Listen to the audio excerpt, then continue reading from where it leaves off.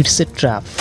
তাদেরকে যখন প্রশ্ন করা হয় তারা কেন এত বর্বরতা চালাচ্ছে, গত 18 মার্চ ইসরায়েল থেকে একের পর এক ব্যালিস্টিক মিসাইল এসে পড়ে গাজা। এভাবে নিভে যায় প্রায় 450-এরও বেশি নিরহ প্রাণ। কল্পনা করুন, যদি এই 450 জন ইউরোপীয় হতো, তাহলে কি দুনিয়া চুপ থাকতো? ইতিহাসের নিষ্ঠুরতা আমাদের চোখের সামনে স্পষ্ট হয়ে উঠেছে। রমজান মাস, ক্লান্ত শরীর নিয়ে যখন সবাই ঘুমিয়েছিল, তখন হঠাৎ মাঝরাতে একটা বিকট শব্দে ঘুম ভেঙে গেল। দেখতে পেলেন আপনার আশেপাশে সবকিছু তছনছ হয়ে গেছে। আপনার ছোট্ট পরিবারে আপনি ছাড়া সবাই মারা গেছে। আশেপাশে শুধু লাশ আর ধ্বংসস্তূপই দেখতে পাচ্ছি।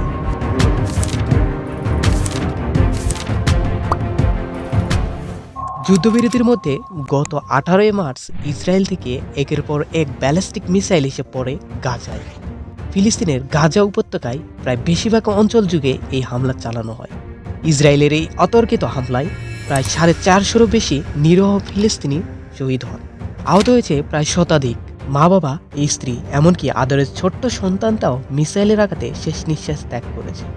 কখনো হয়তো কল্পনাও করেননি যে এমন ভয়ানক রাতের সাক্ষী হবেন। মানুষ ভয়ে আতঙ্কে চিৎকার করছে আর এদিক সেদিক ছোটাছুটি করছে, যেন একটা সেফ জায়গায় পৌঁছাতে পারে। কিন্তু সেটা তো আর হবার না। হাহাকার আর রাহাজানির শব্দই শুধু শোনা যাচ্ছে। আর এভাবে নিভে যায় প্রায় 450-এরও বেশি নিরহ প্রাণ। অথচ পৃথিবী নীরব ভূমিকা পালন করছে। হায় আফসোস, রমজান মাস কতটা না পবিত্র মাস, আর এ মাসে যুদ্ধ সম্পূর্ণ নিষিদ্ধ। কিন্তু বেঈমানরা এটা আর কই মানল। 450 জন, এটা কোনো সাধারণ সংখ্যা নয়। কল্পনা করুন, যদি এই 450 জন ইউরোপীয় হতো, তাহলে কি দুনিয়া চুপ থাকতো? কিংবা মিডিয়াগুলো কি এতটাই নীরব থাকতো?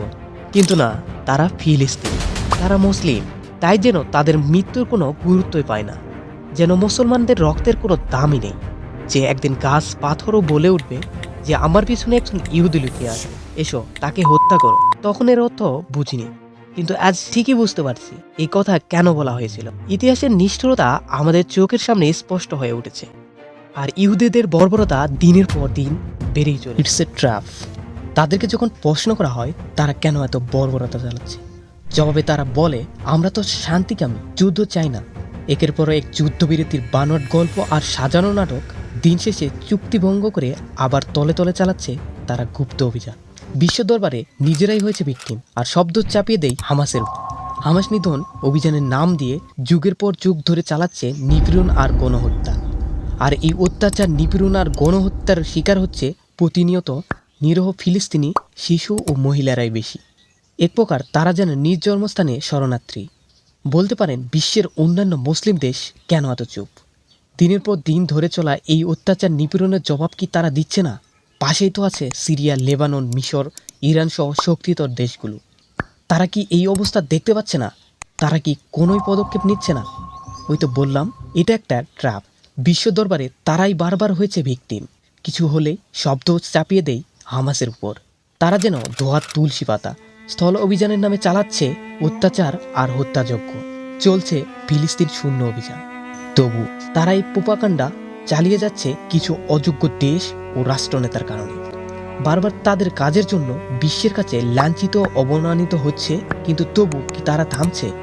থামা তো দূরের কথা, দিন দিন বর্বরতা বাড়িয়ে চলেছে। বলে না, কুকুরের লেজ কখনো কি সোজা হয়? কথায় আছে, সোজা আঙ্গুলে ঘি না উঠলে আঙুলটা কিছুটা বাঁকাতে হয়, যেটা আশা করি শীঘ্রই ঘটবে। ইতিহাস কাউকে ক্ষমা করবে না। যুগে যুগে শত শত অত্যাচারী শাসকেরও পতন হয়েছে, ফেরাউন, নমরুদও বাঁচতে পারেনি। সুতরাং এদেরও পতন নিশ্চয় হবে। ইসরায়েলের বর্বরতা যতটা না কষ্ট দিয়ে থাকে, তার থেকে বেশি হৃদয় ভেঙে দিচ্ছে যে আমার পার্শ্ববর্তী দেশ ভারতের নির্দয় ভূমিকা। যে ভারতীয়দের ফিলিস্তিনিদের সাথে তেমন কোনো সম্পর্কই নেই, তারাই আজ ইসরায়েলি বাহিনীতে স্বেচ্ছাসেবক হয়ে ফিলিস্তিনি মুসলমানদের হত্যা করতে গিয়েছে। এবং ভয়ঙ্করভাবে তারা সেখানে সবচেয়ে বেশি বর্বরতা দেখাচ্ছে। জানি না এই নৃশংসতার শেষ কোথায়। কত প্রাণ গেলে কিংবা কত শিশু নিথর দেহ দেখলে আর কত আর্তনাদ শুনলে হয়তো বিশ্ব জেগে উঠবে। তারা কি এতটাই শক্তিশালী যে বিশ্বের এত মুসলিম দেশগুলো তাদের কিছুই করতে পারছে না? আসলে তারা একটা ট্র্যাপ সাজিয়ে রেখেছে। তাদের উপর যদি পার্শ্ববর্তী কেউ হামলা করেও থাকে, তারা তাদের ক্ষয়ক্ষতি এমনভাবে অস্বীকার করে যেন কিছুই হয় নাই। তারা নিজেদেরকে সবচেয়ে শক্তিশালী দাবি করে, কিন্তু বাস্তবতা একদম ভিন্ন। যদিও এটা নিয়ে আলাদা কোনো ভিডিও বানানো যাবে। তবে আশা করি একদিন এই নীরবতা ভাঙবে, ফিলিস্তিনিরাও মুক্ত হবে ইনশাল্লাহ। তো এই ছিল আজকের ভিডিও। দেখা হবে এই সিরিজের পরের এপিসোডে। ততক্ষণ পর্যন্ত আল্লাহ হাফেজ।